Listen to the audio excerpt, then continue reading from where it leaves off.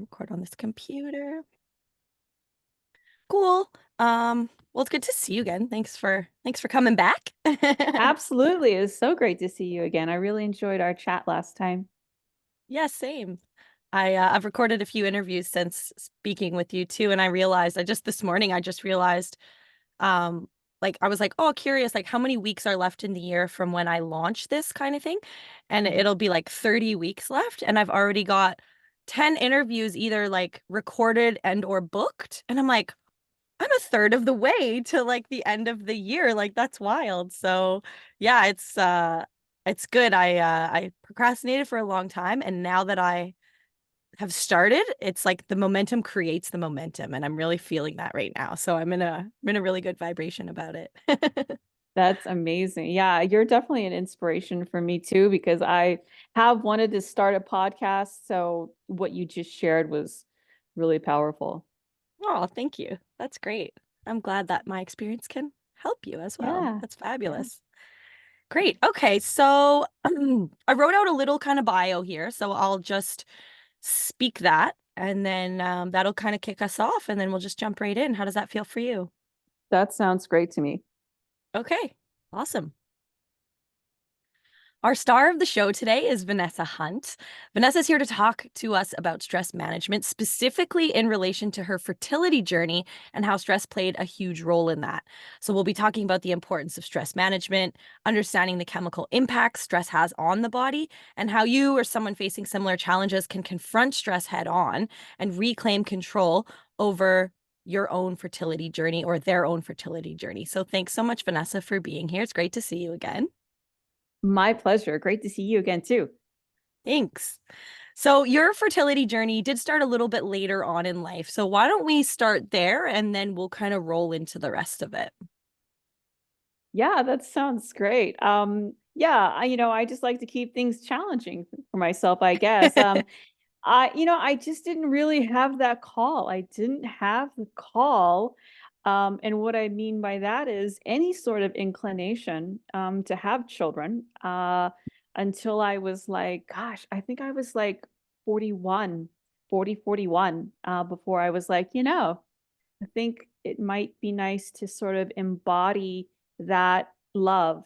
And so there began my quest. And the partner that I was with at the time wasn't available for that. And so I began to approach the journey as a single mom by choice. And I mean, I dated in the interim, and I just, just never happened where a partner was on board for the full, I guess the full experience of, uh, having children together. So I continued to move forward. And the thing is, the journey took me through the pandemic with clinic closures and even touched on geopolitics a little bit in that one of the clinics that I had selected was in the Ukraine. And yeah, well, we know what happened with that. They kind of got invaded and still, I guess, still are still working that out. And so I decided on another clinic in East Europe, and I'm actually here doing that. I went into the clinic today for some blood work. So yeah, it's happening, it's going on, and I know I just sped through all of that. But that's not to say there wasn't terrific amounts of heartache and stress, distress during that process. I'm able to look back at it now without a lot of emotional attachment to it. Like I can tell it to you like nice in a nice, calm, neutral way. And so but that is kind of like what led me to explore how stress impacts one, particularly in the fertility journey. I mean, there were other things going on as well with my work because I'm here. In Bulgaria now, I had to really outsource a lot of my business. I do residential leasing, and so I had to turn a lot of that over to a management company. And I've been going at this because I started quite late, as I said, in life. I've taken breaks, and so during that time, I would you know, um, hire a team to, get a place ready to rent. And so managing that had its own stress. And so with stress, it's like you can only handle so much. I feel you can only handle so much stress before it really becomes something that can really, I guess to say in a nice way, bog you down terrifically. Mm. So that's it in a nutshell. That's the journey, in the kind of like the 20,000-foot view. Well, especially, I mean, you're going to different countries, and when you mention the pandemic, it's like let's take an already stressful and overwhelming situation, and then add that on top of it. Like I can't imagine that that just would have been. I mean, at any point were you kind of questioning giving up on the journey at all because of the amount of stress? Yeah, definitely. I was definitely questioning my sanity, and just the timing of things and the way things were working out for me. I was taking so personally. It's like, wow, now I've finally gotten gotten to a point where I selected the clinic, I've selected the sperm donor. Oh, this country got invaded. I can't go there anymore. Oh, here we go with the pandemic. All the clinics are shut down. I guess I could look to, and I kind of really liked my donor's bio. And so I really wanted to use my donor. And I briefly looked at shipping the sperm to the US to use. Luckily, I didn't have to because by then the pandemic ended, but it was really stressful. Yeah, it was just wild, just not knowing what was going to happen next. And I think everyone could relate to some portion of not knowing what was going to happen next during the pandemic, certainly. So that was just like for me, like an extra bonus piece of unknown in how it was all unfolding for me. Absolutely. Well, I'd like to shine a bit of light on just your resilience in that situation. I mean, there were so many roadblocks and things that came up that probably, you know, had you questioning, like you said, your sanity and all these other things. So I just like to, yeah, shine a light on that and just, good on you for like keeping going and staying the journey because I feel like that's a whole that's a whole other topic we could talk about with emotional intelligence is just like resilience and like staying motivated and staying committed to the journey even when it does get hard. So kudos to you for seeing it through. So you're in Belgium now, you said. Is that correct? Well, I'm in Bulgaria Oh, and Bulgaria, sorry. yeah. But I just wanted to rewind super fast and just say, I have to attribute a lot of the resilience to some of the coaches that I was working with at the time. I worked with a couple of coaches. One coach was out of Australia and she specialized in fertility related coaching, although she had never been through the journey herself. And then I worked with another life coach out of Oregon, and she's terrific, and she had never been through the fertility journey herself. However, I still learn tons and tons about stress management, how to work with stress, the importance of managing stress, particularly in this kind of journey. So I didn't do it all alone. I have to give credit where credit is due to some of these coaches, but although they had not gone through the journey specifically, they really helped me understand how to reframe, and whatever coaching techniques that they used help me look and look at things differently and shift perspectives. So yeah, it helped when I went to Bulgaria. That's beautiful that you had such a supportive community and people to help you along the journey because, I think in anything that we go through that is stressful, having a support network of either like and it's interesting that you said too, like, they hadn't been through that journey, but having people that are just there to understand perhaps even just the emotions and the things that you're feeling, regardless as if they have experienced something similar or not, is so powerful. It's just it kind of just lets you take the pressure off yourself a little bit, like, it lets you kind of just relax and go, "Oh, okay, like, it's not just me, like, someone's kinda holding me here, and I'm gonna be okay." It's just, like, a good kinda reminder of, like, "I'm gonna make it through, and I'm gonna be okay." Absolutely. Being seen is huge. Being seen and witnessed is just monumental. Yeah. So, I mean, when you go through this type of journey, of course, there's a lot of, hormone imbalances, and there's a lot of things that are going on that are, like, maybe not unnatural to the body, but you're taking certain medications and you're doing things so you're changing kind of the natural hormonal structure that your body would otherwise be in if you weren't going through this process. So I know for myself, like, in certain times of my cycle, I mean, PMS comes up and emotions come up, and it is really difficult sometimes to regulate in those circumstances. Now add on the fact that, oh, we're going to introduce like a whole new batch. I don't want to call them like fake hormones because they are like real hormones, but they are potentially like new to your body and your bodily environment. So I'd love for you to share a little bit more around that. I mean, when you're in that situation and stress is happening, it's almost like heightened.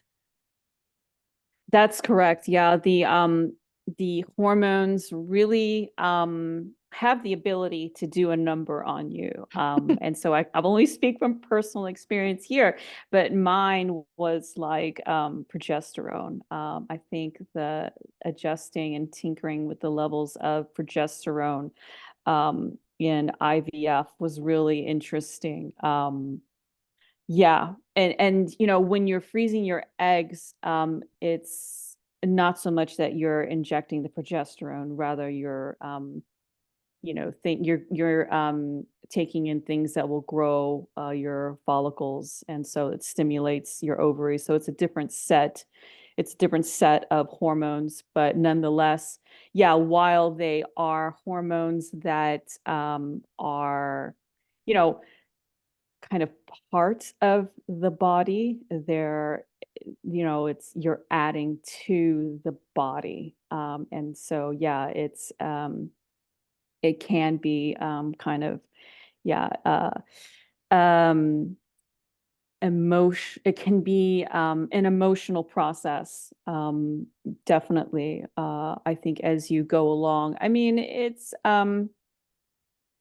you know, I personally have done work with, feeling my own feelings, and there was a time in my life where I was very much afraid to feel my feelings, and so, I would say it's really important to get comfortable with that, and I think a way to down regulate when you are feeling the emotions, and a way to kind of, support yourself and to calm the nervous system, definitely. But yeah, it's wild because, you can be thinking a thought, and the next thing you're like, "Ooh," you're like 30 miles down the road, or whatever, 50 kilometers down the road with the next thought. And it's like, how did I make that jump? But that was not a lateral jump.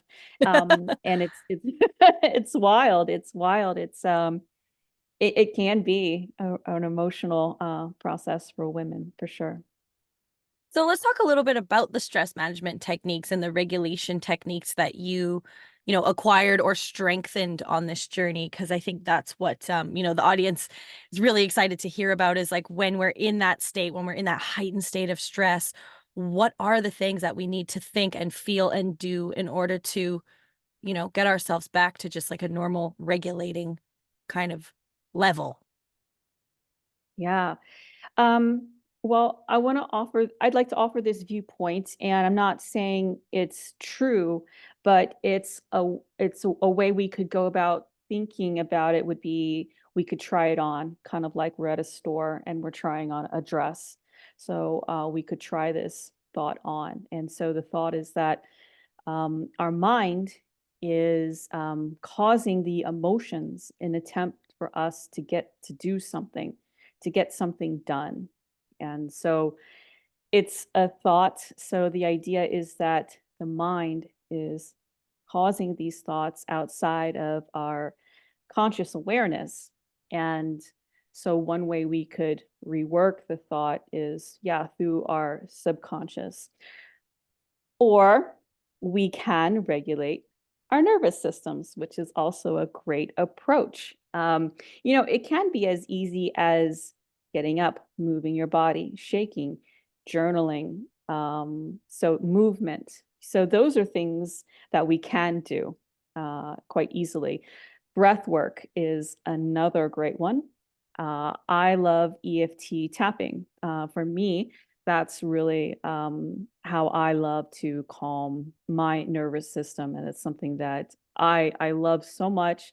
And I said earlier, that I'm someone that used to be really afraid of feeling the emotions. I kind of grew up in a home where we weren't allowed to feel our feelings.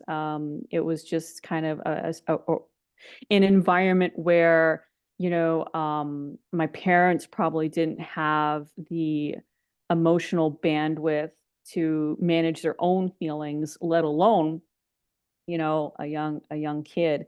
And so I had to work with that even before the fertility journey began. So I guess I've sort of kind of had that awareness, but really coming into the fertility journey, it really took everything I had. And it to kind of, stay on track, because you get that extra, um, how can I say it better? That extra homework, that extra task of dealing with the added hormones. So, um, yeah.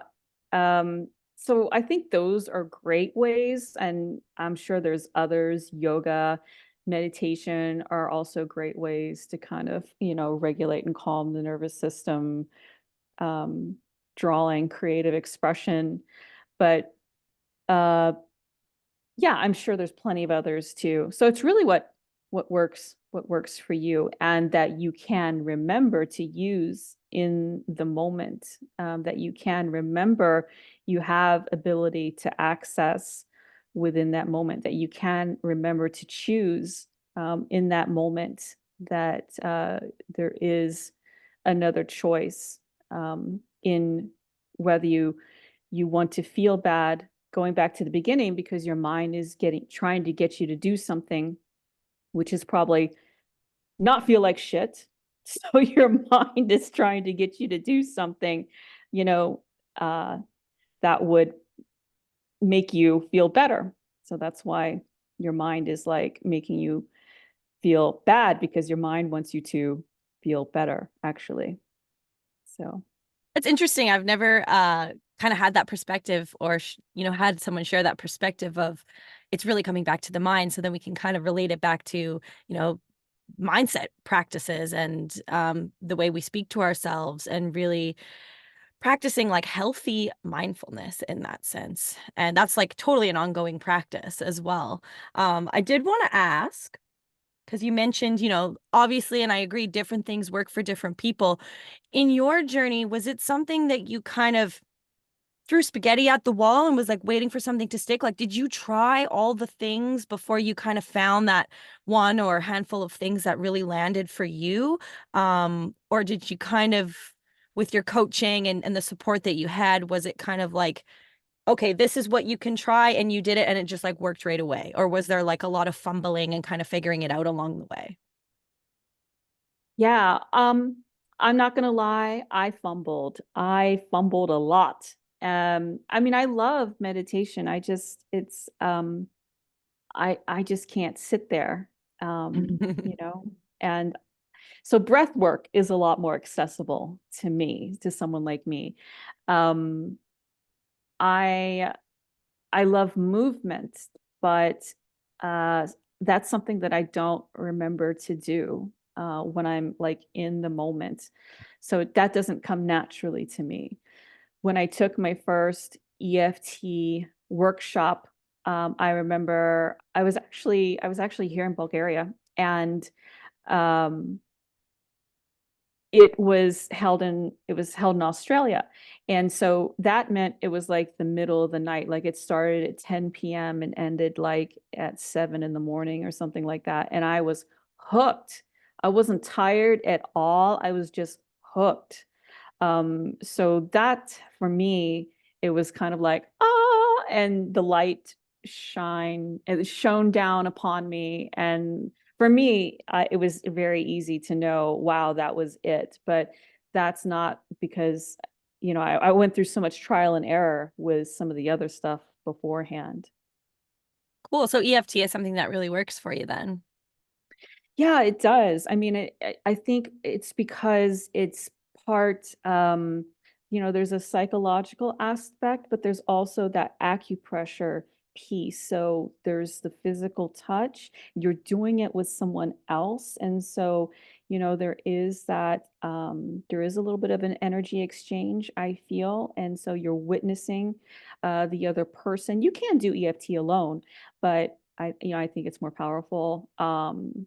To do with someone. But it can be effective alone, because they can lead you through specific phrases that you work out together. And yeah, so for me, it was very apparent that that was my way to regulate my nervous system. It's something that if I wake up in the middle of the night and I have like those thoughts, and I know we've all been there, we've all woken up with the what if WTF thoughts at, those wee hours. I don't have to do anything to get out of bed. All I have to do is take my hand and, tap on the points, on my head, collarbone, and side of rib. And, that's nice that I don't have to get up, turn the light on, write down the thoughts.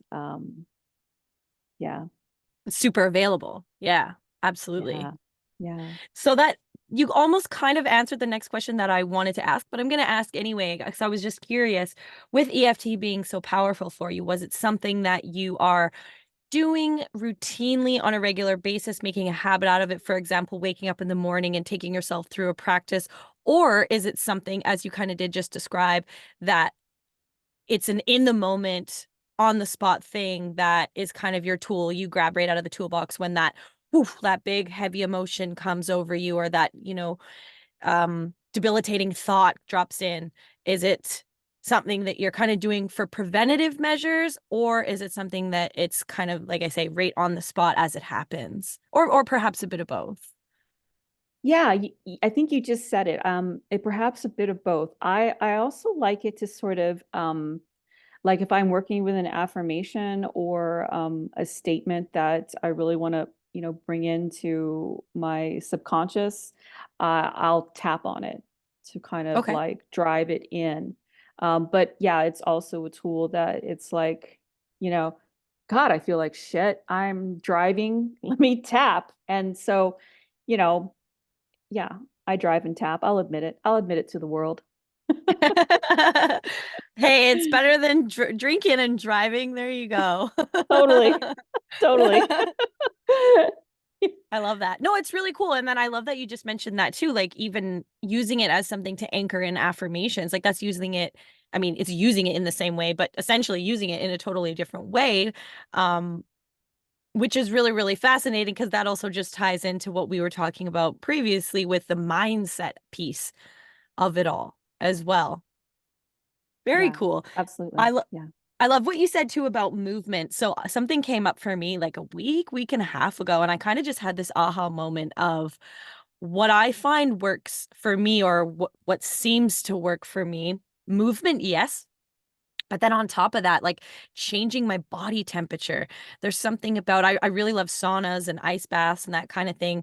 And movement and changing your body temperature kind of ties in a little bit, because if you, put on like a hypey song and you dance and you shake around, you're obviously going to, increase your heart rate. Your body temperature is going to elevate a little bit. And yeah, I had to share that because I had an experience just in the last couple of weeks where I was feeling a big emotion, and it was in the movement and the body temperature thing where I was kind of able to, I think what it did was it kind of helped me come out of my head and just into my body, Yeah. which Yeah. I think, Which which is what which EFT really does for you too, right? yeah, totally. So I was just going to ask, which way did you go? Do you go hot and then cold, or cold and then hot, or Well, how did you lately switch it? I haven't been super close to like an ice bath. Like I haven't really had accessible ice bath. I used to do them when I was living in Australia last year a lot. I usually start in the sauna and then go into the ice bath and then I'll do rounds. If I don't have an ice bath, what I tend to do, I was just at the community pool there this week and I'll come out of the sauna and I'll just turn the shower super cold and just stand in it for probably not as long as I should. Like I could probably withstand a little longer in there, but pushing through that uncomfort a little bit to just stand in there and yeah, just have that extreme, from one extreme to the other. It feels it makes me feel like totally alive. So I do know people though, like I don't know, there's some science and stuff around this. I haven't done a whole heap of research. I kind of just go with what feels good for me.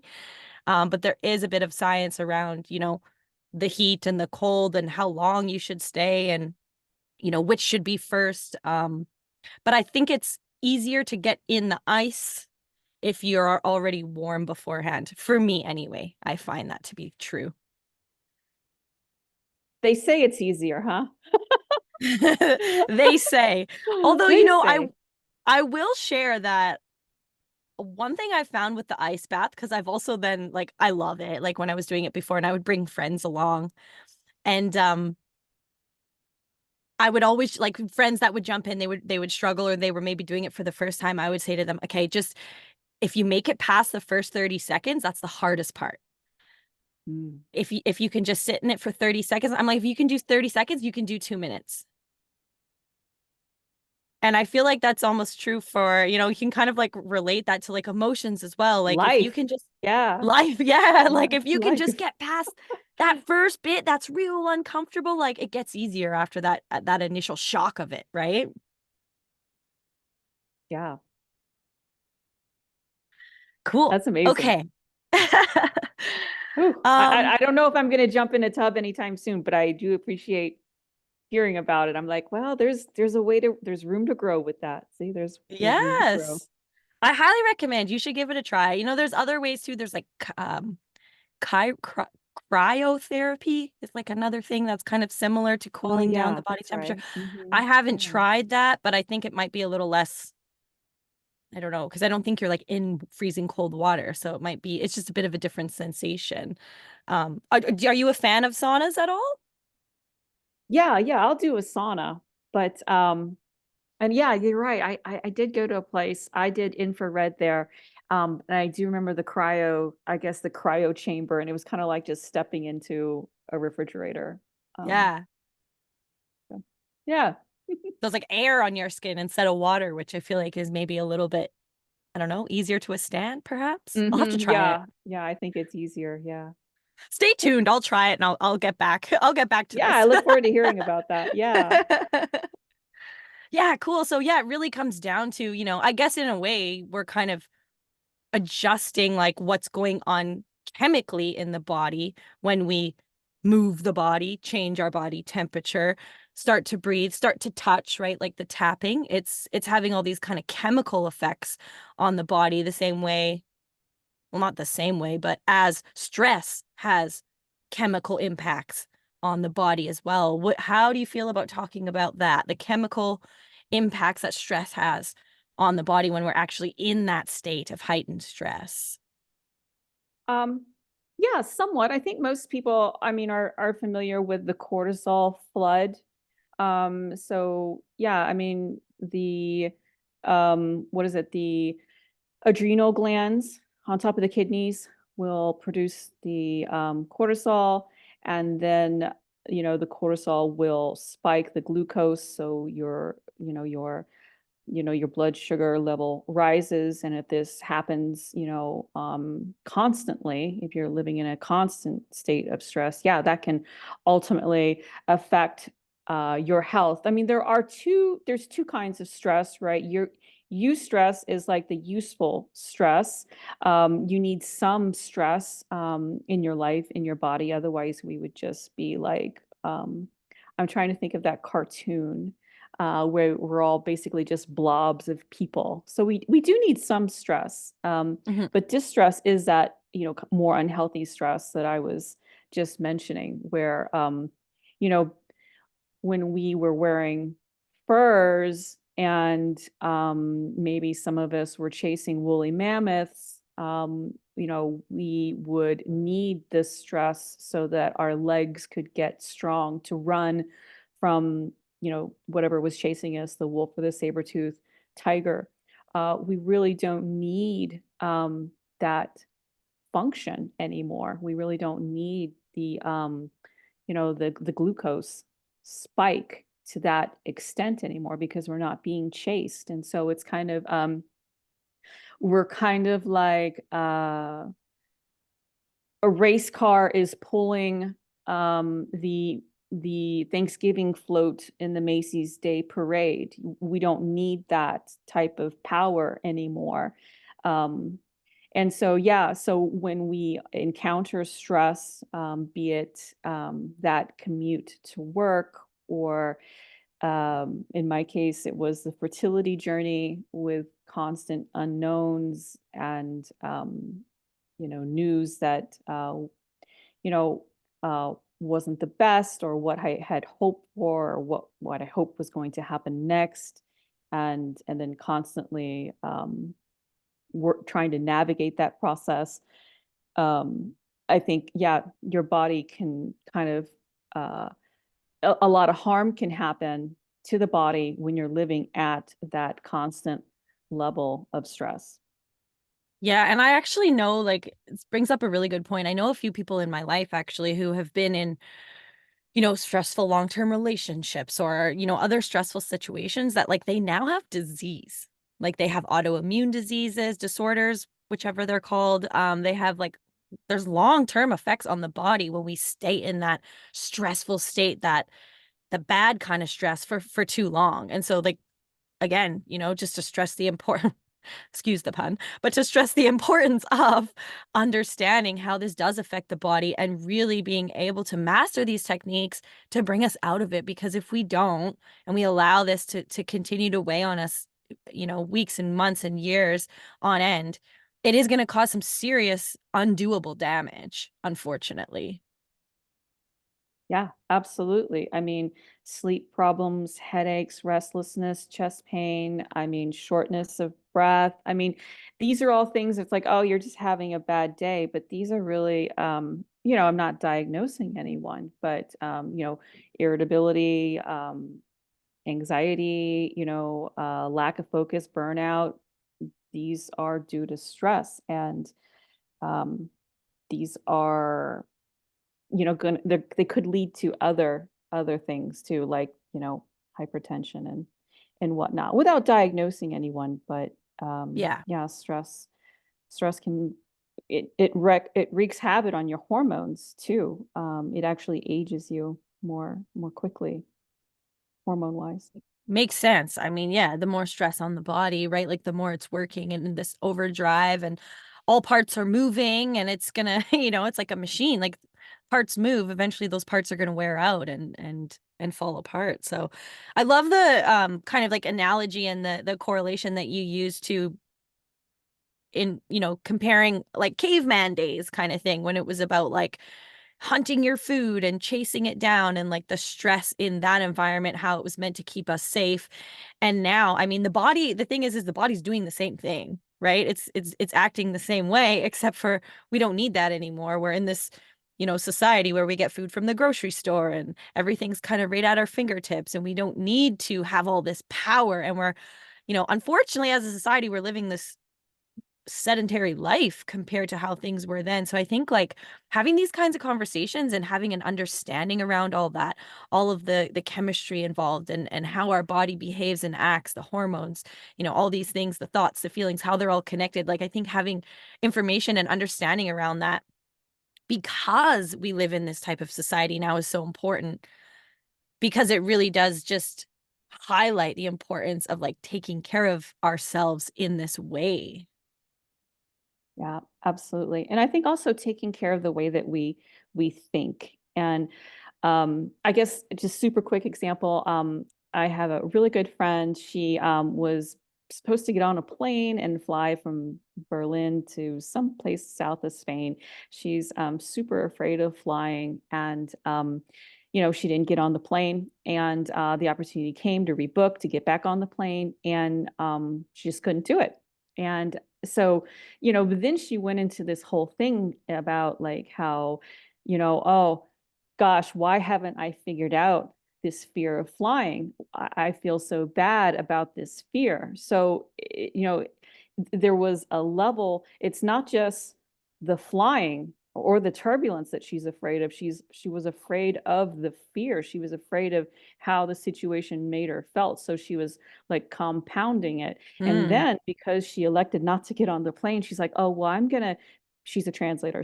She's like, I'm gonna pick up extra jobs, as if she were like punishing herself because she had the fear and the fear of the fear.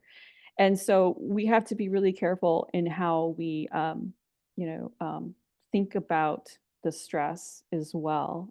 I think it's important to regulate it, but also to kind of like have a mind audit about how we think about the problems and get as logic and as clear as we can. Some problems aren't immediately solvable. She was like, how am I going to get rid of this fear of flying? And it's like, well, you get rid of the fear by doing the action that will get rid of the fear. You don't have to worry about getting rid of the fear. I said to her, I said, because I tried to work with her, and I was like, I don't care about your fear. I care about you getting on the plane because I know you want to go to the south of Spain. And so, but for her, it was indistinguishable, the fear and the actual, the problem, and then what she thought of the fear. It just we couldn't disentangle it. So that was super interesting. And definitely, I was trying a new coaching modality with her. So, yeah, going to need some more practice on that one, I suppose. I Right. love what you said there, like the mind audit. That The really, mind that audit. really, that really hit me. I'm like, ooh, that's a good one to kind of just like keep in the back of the toolbox to just remember. Yeah, the mind audit, because yeah, how you feel about the stress or the fear can almost be more stressful or more fearful. In your story that you just shared, it seemed to me as though she was feeding her fear. Mm, And as you described, it was compounding it, which, really good thing to have yeah. awareness on, you know, um, Yeah. as well. That was a really great share. Thank you. I think that's going to hit home with the people listening. Absolutely. So you work one-on-one with clients as well through their own fertility journeys and stress management. Is that correct? Right. Not so much the fear of flying. Obviously, I'm not an Right. I'm not an expert on that yet. But yeah, I stick to where, what I know really. So yeah, I do. I support women moving through the fertility preservation process in particular. I love supporting women in that particular part of the journey because I Mhm. feel like that's kind of like an overlooked area. And a lot of it is kind of overshadowed by, I'm going to say, the noise of infertility. Why I say that is because, the reason why women are choosing to preserve their fertility and freeze their eggs or embryos, they're at a different point versus someone who is actively trying to conceive. And so then I feel like the needs are slightly different, the values are slightly different, and at that particular point, the goals are different, believe it or not. Awesome. Well, I'd love to open it up to any final thoughts and then just go ahead and share, where people can get in touch with you, where they can find more of you if they're interested in going down that route, if they're on that journey themselves and looking for support.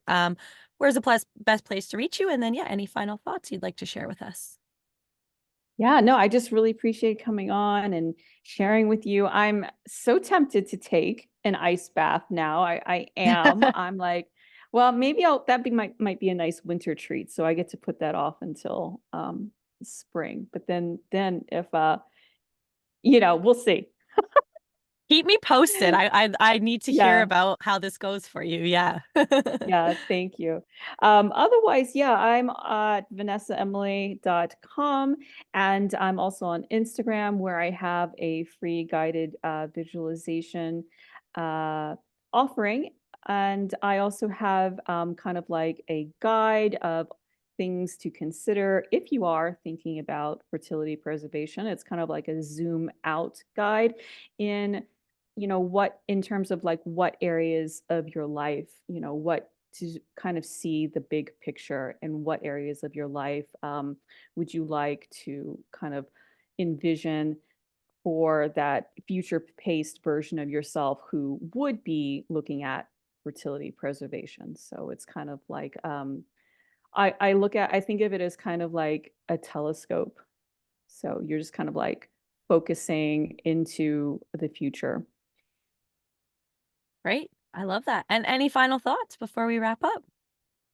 No, I really appreciate the opportunity to meet and share with you. It was so great. I really enjoyed it.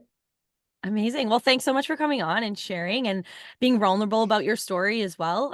That's always a huge part of just understanding like the information, getting that little bit of background. So I really appreciate you taking us on the journey there and sharing your insights and strategies along the way. And yeah, I look forward to hearing about your future ice bath endeavor. We'll be in touch on that. Oh gosh, insert giggle. Thank you. I love that. Thank you. Awesome. Okay, I'm just gonna end the recordings.